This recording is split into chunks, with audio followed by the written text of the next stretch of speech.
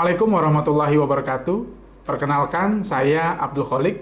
Saya merupakan salah satu dosen pada Fakultas Teknik, Program Studi Sistem Informasi, Universitas Satya Negara Indonesia. Perkenankan dalam kesempatan ini, saya memaparkan pernyataan diri dosen dalam unjuk kerja Tridharma Perguruan Tinggi, PDD UKT-PT bidang pengajaran, dalam salah satu mata kuliah yang saya ampu, yakni mata kuliah Bahasa Pemrograman, dengan menerapkan metode DIA, Delivery, Interaction, and Assessment. Mata kuliah Bahasa Pemrograman merupakan salah satu mata kuliah wajib pada program studi Sistem Informasi di semester 2. Mata kuliah ini memiliki bobot 3 SKS yang terdiri dari 2 SKS teori dan 1 SKS praktek. Mata kuliah ini juga menjadi mata kuliah prasyarat untuk mengambil mata kuliah Pemrograman berorientasi objek di semester berikutnya. Mata kuliah Bahasa Pemrograman ini disampaikan dalam 16 kali pertemuan, di mana di pertemuan ke-8 merupakan ujian tengah semester, dan pada pertemuan ke-16 merupakan ujian akhir semester. Deskripsi dari mata kuliah Bahasa Pemrograman ini adalah bagaimana memberikan pemahaman dan penguasaan materi kepada mahasiswa tentang konsep serta logika berpikir komputer.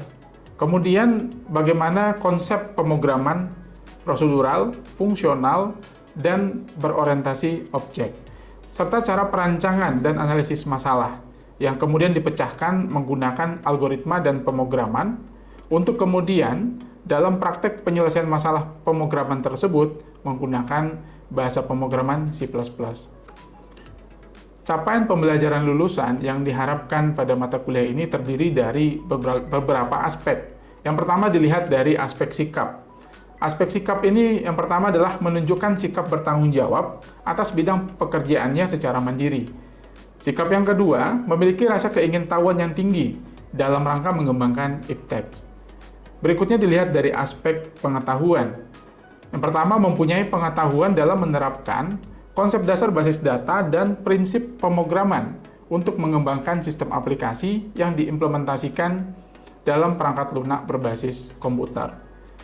Yang kedua, mengembangkan user interface berdasarkan prinsip-prinsip good design, serta menjelaskan proses heuristic evaluation pada sebuah desain user interface.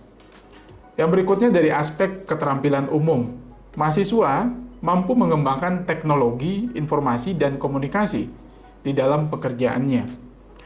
Yang berikutnya adalah dari aspek keterampilan khusus, yakni menganalisis dan merepresentasikan persoalan ke dalam teknik pemrograman C++. Sementara untuk capaian pembelajaran mata kuliah dari bahasa pemrograman ini adalah, yang pertama, memahami konsep dasar dari bahasa pemrograman itu sendiri. Kemudian memahami jenis-jenis dari pemrograman dan pemilihan jenis pemrograman tersebut yang disesuaikan dengan kebutuhan pengembangan perangkat lunak. Dan yang ketiga adalah mampu menggunakan dan mengoperasikan perangkat lunak Integrated Development Environment ataupun IDE untuk bahasa pemrograman C++. Yang berikutnya adalah mampu memahami sintaksis bahasa pemrograman yang digunakan, seperti deklarasi variabel, struktur pengendalian, dan penulisan fungsi dan metode. Yang kelima adalah memahami tentang bagaimana jenis struktur seperti array, linked list, stack, queue, tree, dan grafik, serta operasi yang dapat dilakukan terhadap struktur data tersebut. Berikutnya adalah mampu membuat program menggunakan konsep percabangan dan perulangan. Dan yang ketujuh adalah mampu membuat program menerapkan teknik pemrograman modular. Dan yang terakhir adalah mampu membuat program dengan konsep fungsi rekursif menggunakan bahasa pemrograman C++. Dalam membuat materi perkuliahan ini, saya juga menggunakan beberapa referensi. Yang pertama adalah dari Michael L. Scott dengan judul bukunya adalah Programming Language Pragmatic, edisi keempat yang diterbitkan tahun 2015.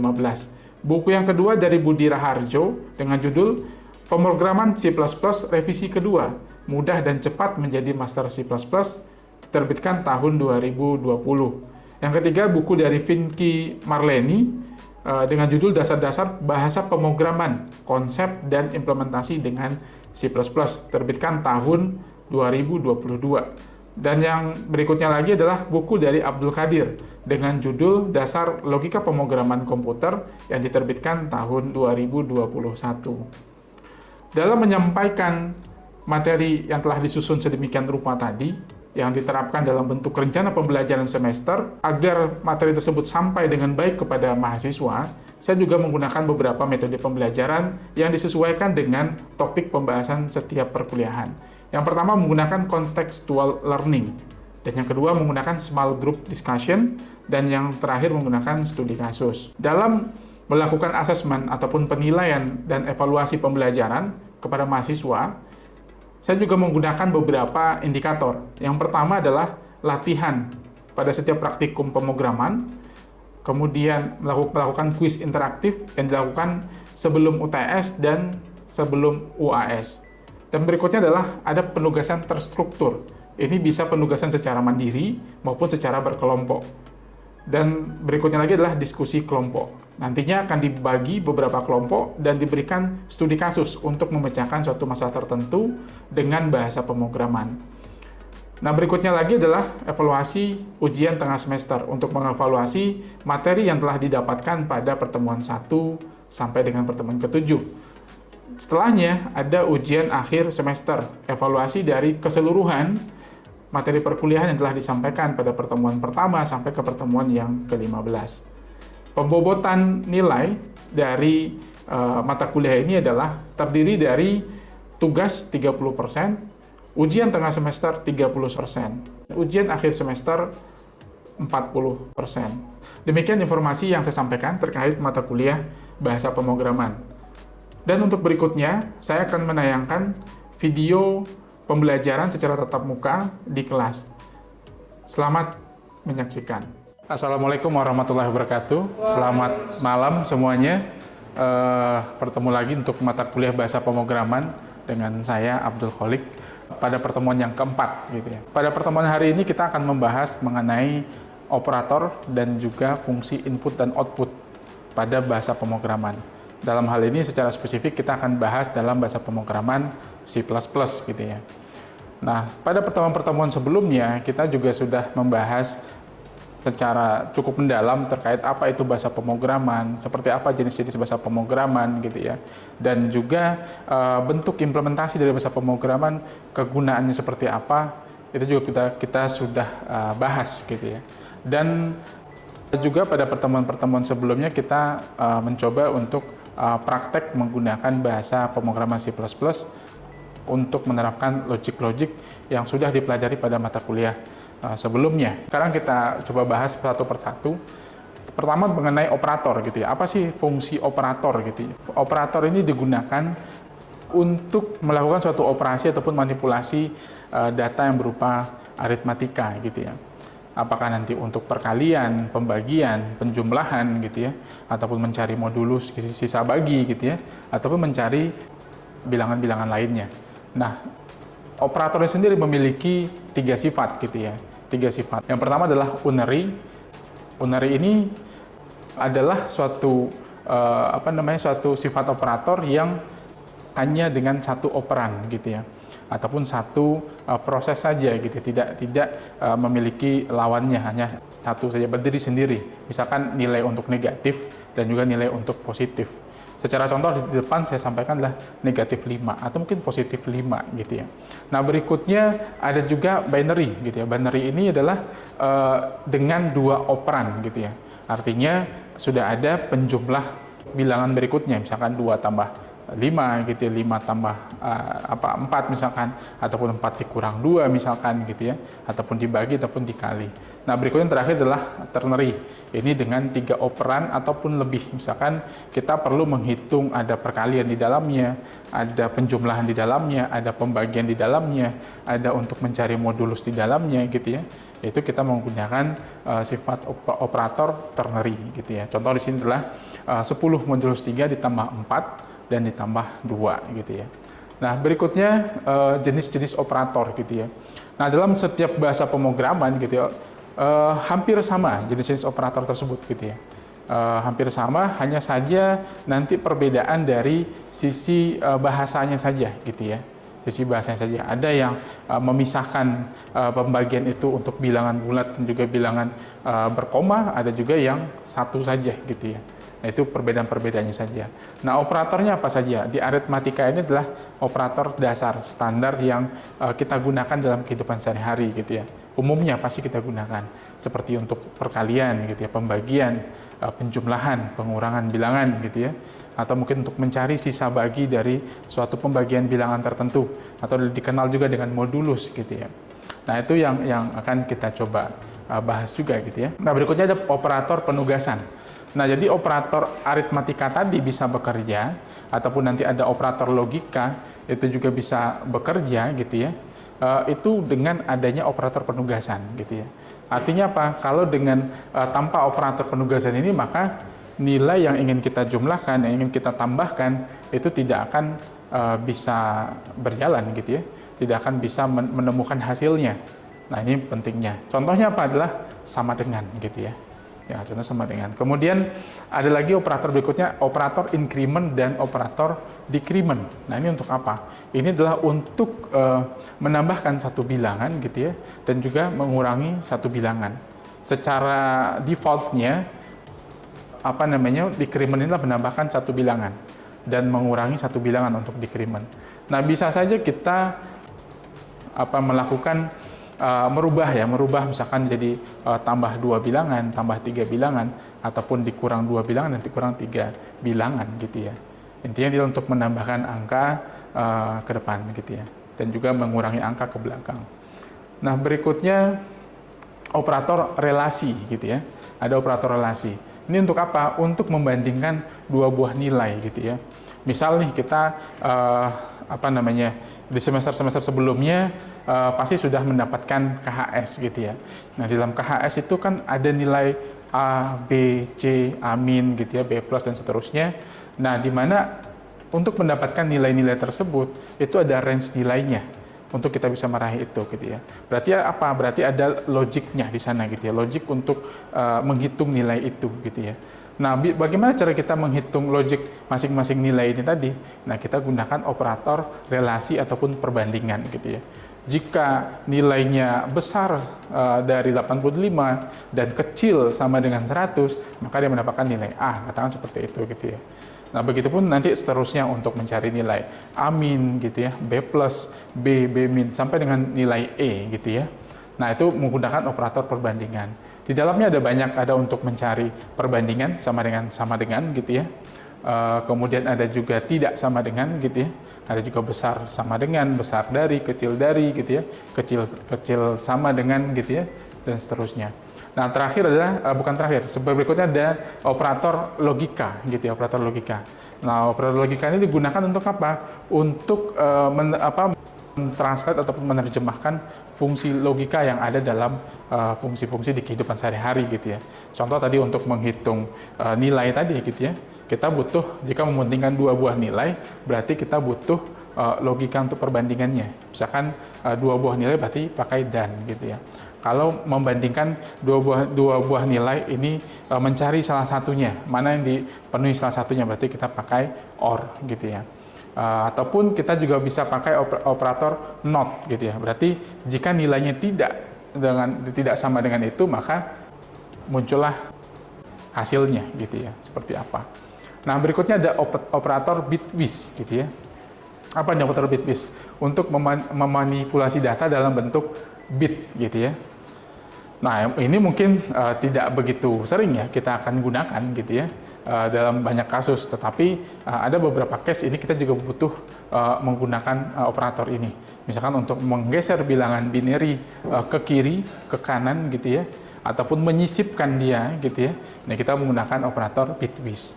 Nah, secara implementasi mungkin ini dibahas pada mata kuliah struktur data gitu ya, di mana di sana diajarkan bagaimana melakukan antrian gitu ya, menyusun stack dan seterusnya gitu ya. Nah, ini dipelajari di sana gitu ya. Oke, berikutnya ada input output C++ gitu, ataupun fungsi input dan fungsi output pada C++. Dalam bahasa pemrograman lainnya juga sama gitu ya. Ada fungsi input, ada juga fungsi output gitu ya. Nah, karena program itu dirancang untuk bisa berjalan secara dinamis gitu ya. Jadi bukan secara statis gitu ya. Kalau secara statis kita tidak perlu ada input, cukup output saja gitu ya. Nah, oleh karena itu di bahasa pemrograman ada fungsi ini sebagai fungsi basic, fungsi standar gitu ya. Misalkan ada output gitu ya. Contoh nih, di dalam C++ itu kita tuliskan dengan beberapa model gitu ya. Salah satunya menggunakan cout gitu ya, selamat datang misalkan. Bisa juga menggunakan model lain menggunakan printf misalkan. Printf selamat datang misalkan seperti itu. Ataupun kita menampilkan angka cout misalkan 120. Artinya adalah kita akan menampilkan ke layar, ke outputnya gitu ya, tulisan selamat datang, tulisan ataupun angka 120 gitu ya. Nah, kemudian input. Nah, ini untuk menerima inputan dari keyboard gitu ya. Nah, mungkin pernah belajar juga di mata kuliah pengantar teknologi informasi gitu bahwasanya komputer itu terdiri dari binary digit gitu ya, bilangan-bilangan binary yang terdiri dari 0 dan 1 gitu ya. Nah, bagaimana nih menginput ataupun memindahkan angka yang ada dalam keyboard ke dalam komputer gitu ya. Nah, itu mungkin tugas di sistem operasi, tetapi di dalam sini bahasa pemrograman ini kita menggunakan perintah cin gitu ya untuk memanggil ataupun menerima inputan dari keyboard gitu ya. Tanpa perintah cin, maka apapun yang kita ketik di keyboard itu tidak akan masuk gitu ya. Oke, berikutnya ada beberapa latihan. Mungkin sebelum ke latihan ini, saya ingin bertanya dulu. Mungkin dari beberapa penjelasan singkat saya tadi, ada yang mau ditanyakan? Silahkan. Oke, ada pertanyaan? Tidak ada? Oke, kalau tidak ada, kita akan coba untuk melakukan beberapa latihan gitu ya. Jadi untuk memperdalam materi terkait operator ini gitu ya, fungsi operator dan juga fungsi input output pada C++ secara spesifik. Nah, kita akan melakukan beberapa latihan. Oke, silakan dibuka laptopnya ataupun komputernya dan buka aplikasi dev C++ sebagai tools yang kita gunakan dalam praktek ini gitu ya. Kemudian buat file baru gitu ya, file program C++ yang baru, dan silahkan dibuat latihan ini. Dan ini kita akan coba bersama, saya juga akan mendemokan di depan untuk latihan ini.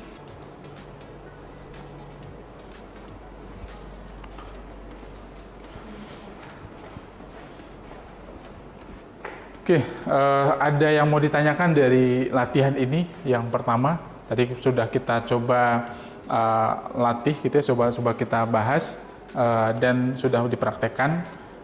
Saya lihat tadi juga bisa berjalan dengan baik ya, sesuai dengan yang ada di dalam code yang saya tampilkan di layar ini. Ada pertanyaan dengan struktur code ini? Sebelum mungkin saya jelaskan. Ya, silakan Nadia. Oke, using namespace std. Nah, ini sebenarnya sudah kita bahas ya di pertemuan sebelumnya. Di awal-awal kita menggunakan bahasa pemrograman C++ ini gitu ya. Using namespace std ini adalah code yang digunakan untuk memanggil library yang secara default yaitu std standar gitu ya. Bisa saja nanti std ini tidak harus ya, bisa kita gunakan namespace yang berbeda gitu ya. Jadi intinya secara default C++ itu mensyaratkan harus menggunakan using namespace. Jadi dalam memprogram itu harus ada namespace-nya ataupun space dalam code-nya nanti itu apa gitu ya. Nah, secara default itu menggunakan std gitu ya. Tapi bolehkah nanti std ini kita ada lagi di bawah mungkin using namespace saya misalkan. Itu boleh-boleh saja. Jadi tidak mesti harus std gitu ya. Nah, dalam C++ terdahulu gitu ya, itu tidak diwajibkan harus menggunakan namespace. Nah, tetapi dalam upgrade C++ sekarang gitu ya, itu wajib harus ada using namespace gitu ya. Kalau tidak ada, maka dia akan error gitu ya. Nah, jadi fungsinya apa? Jadi fungsinya adalah untuk menampung code di bawahnya gitu ya, untuk menerjemahkan code di bawahnya. Secara default namanya std gitu ya. Oke, ada pertanyaan lagi? Cukup. Kalau cukup, kita lanjut ke latihan yang berikutnya, latihan yang kedua, gitu ya. Ya, silakan dikerjakan. Latihan kedua ini menjelaskan tentang lebih jauh ya, lebih jauh dan lebih banyak terkait penggunaan operator gitu ya, penggunaan fungsi operator. Jadi kita bahas ya tadi ya, salah satu bentuk operator itu ada operator aritmatika. Nah di sini kita bahas mengenai tambah, kurang, kali, bagi, dan juga modulus gitu ya. Nah secara konteks seperti ini, di mana kita juga menggunakan fungsi input juga dan juga output. Inputnya apa? Inputnya adalah kita menggunakan cin gitu ya. Cin apa? Kita cin ke variabel a. Jadi pertama kita definisikan dulu variabel a, kemudian variabel b gitu ya, untuk menampung nanti nilai a dan nilai b gitu ya. Nah, output pertama yang kita tampilkan adalah menginputkan nilai a gitu ya. Kemudian kita ambil data dari keyboard yang diinputkan, kemudian kita tampung dalam variabel a, begitupun dengan b gitu ya. Untuk berikutnya kita lakukan proses sekaligus untuk menampilkan hasil pada output gitu ya, yaitu untuk menampilkan penjumlahan, pengurangan, perkalian, pembagian, dan juga modulus ataupun sisa bagi gitu ya. Nah kemudian ada return gitu ya. Return adalah untuk kembali ke kondisi awal gitu ya, ataupun stop gitu ya. Nah kurang lebih seperti itu untuk code ini gitu ya, sambil dijalankan prakteknya. Dan juga saya akan mempraktekkan juga di sini.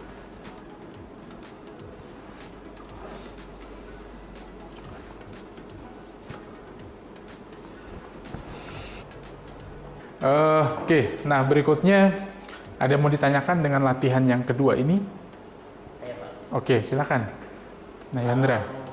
Variabelnya tidak didefinisikan terlebih dahulu itu bisa Pak berjalan nggak? Kalau variabelnya tidak didefinisikan terlebih dahulu, maka yang diinput dalam keyboard itu tidak akan tertampung gitu ya. Jadi apakah itu huruf, apakah itu angka yang kita input ke dalam komputer, gitu, dalam program ini mesti harus ada penampungnya. Ya semacam wadah untuk menampung air gitu ya.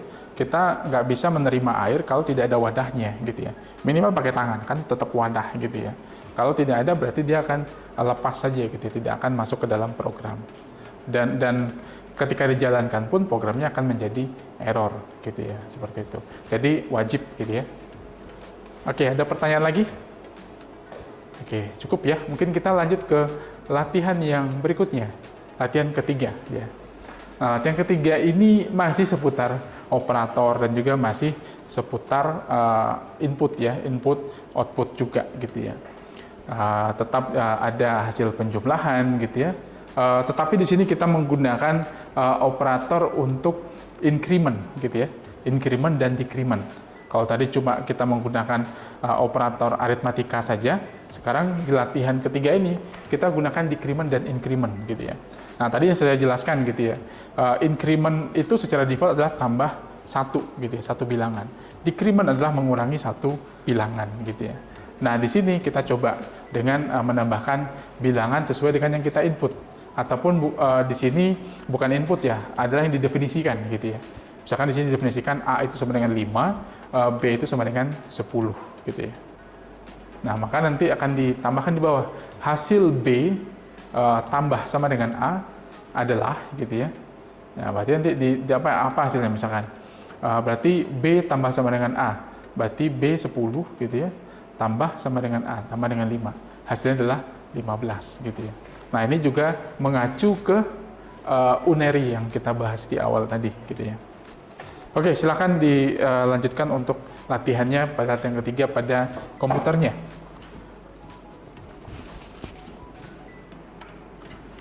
Oke, ada pertanyaan untuk latihan ketiga ini, silakan. Oke, saya rasa paham ya, paham karena sudah kita latihan tadi ada latihan pertama, latihan kedua, mungkin pada latihan ketiga menjadi lebih memiliki pemahaman yang lebih baik gitu ya. Oke, berikutnya latihan yang terakhir, gitu, latihan yang keempat adalah menggunakan operator apa nih? Yang ingat tadi ada dan gitu ya, kemudian ada or gitu, ada and, or, dan not. Tadi operator apa? Ada yang masih ingat? Operator logika ya. Jadi untuk membandingkan nilai ataupun melakukan logika. Nah, silakan dibuat pada komputernya. Silakan dikerjakan latihannya.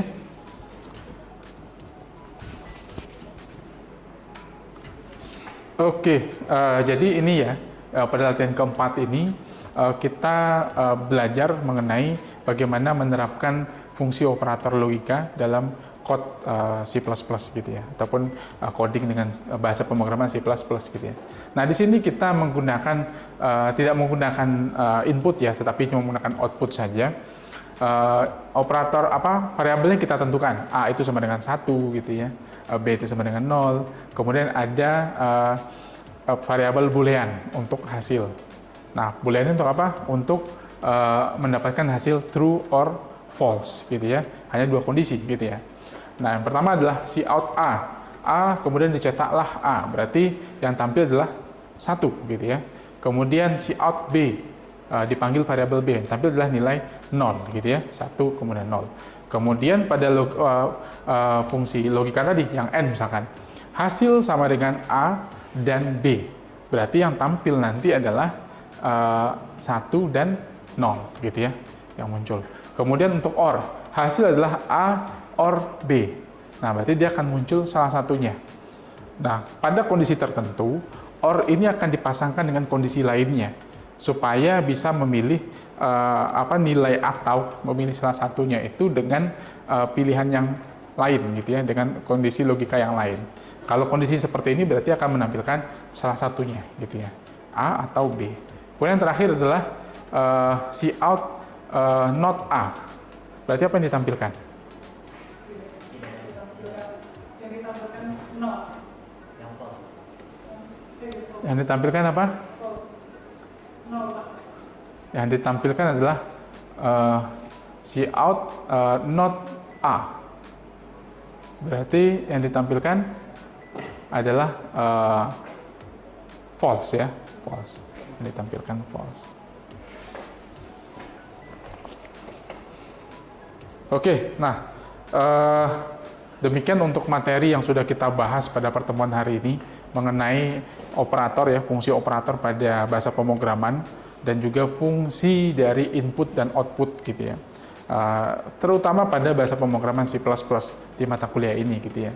Nah, berikutnya untuk mengevaluasi dari yang kita pelajari pada hari ini dan juga meningkatkan kemampuannya dalam hal bahasa pemrograman gitu ya, khususnya untuk materi hari ini. Maka saya juga berikan tugas mandiri yang dikerjakan di rumah gitu ya, di rumah di luar jam kuliah kita, di mana tugasnya adalah terapkan fungsi input dan output pada bahasa pemrograman C++ untuk melakukan operasi bilangan sederhana gitu ya, untuk penjumlahan bilangan dan perkalian bilangan. Tentunya ini mengembangkan dari latihan-latihan yang sudah kita lakukan gitu ya. Tadi mungkin secara sederhana, berarti mungkin kita tambahkan nanti, apakah nanti ada tambahan inputan baru gitu ya, atau mungkin ada tambahan hal-hal baru di sana. Dan nilai kreativitasnya adalah yang saya nilai gitu ya. Dan waktu daripada tugas mandiri ini adalah 1 minggu gitu ya. Nah, demikian tugas yang saya berikan gitu ya untuk pertemuan hari ini.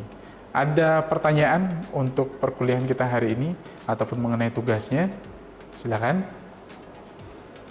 Ya. Ya, untuk pengumpulan tugasnya nanti kita melalui email gitu ya. Melalui email yang sudah saya sertakan pada awal perkuliahan. Jadi silakan dikumpulkan di sana. Oke, ada pertanyaan lagi? Tidak ada? Baik. Jika tidak ada pertanyaan lagi, saya rasa untuk pertemuan hari ini kita cukupkan. Terima kasih semuanya. Selamat malam dan wassalamualaikum warahmatullahi wabarakatuh. Demikian deskripsi singkat dan cuplikan video dari proses pembelajaran yang saya lakukan. Semoga bisa memberikan gambaran kepada tim penilai tentang bagaimana kinerja saya dalam bidang pengajaran. Akhir kata, saya ucapkan terima kasih dan mohon maaf apabila terdapat salah kata dan salah ucap, dan wassalamualaikum warahmatullahi wabarakatuh.